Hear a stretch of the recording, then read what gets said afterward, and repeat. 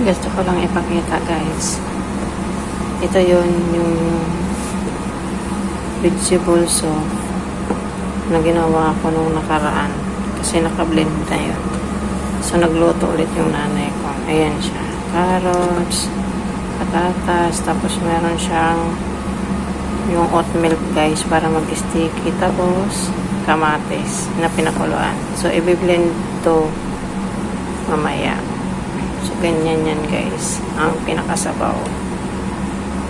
Healthy soup.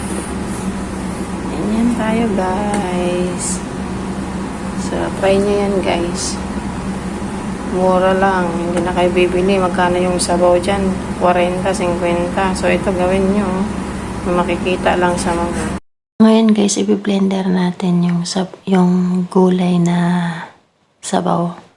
So, kasi pinalamig muna bago i-blender guys. Kasi masisira yung blender. So, ayan yan. Minsan ganito yung ginagamit. Minsan yung una. Yung parang may makina din sila na ganun. So, ganyan guys. So, natapos na natin i-blender guys yung sabaw. So, ito isasalin na natin ulit sa kaldero.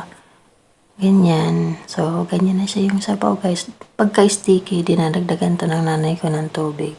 Tapos, paiinitin yan guys hanggang sa 1 minute. Tapos, yun na sabaw. Pinapatakan lang yan guys ng kalamansi. Tapos, yan na yung sabaw nila. So, yan diba? Healthy and very,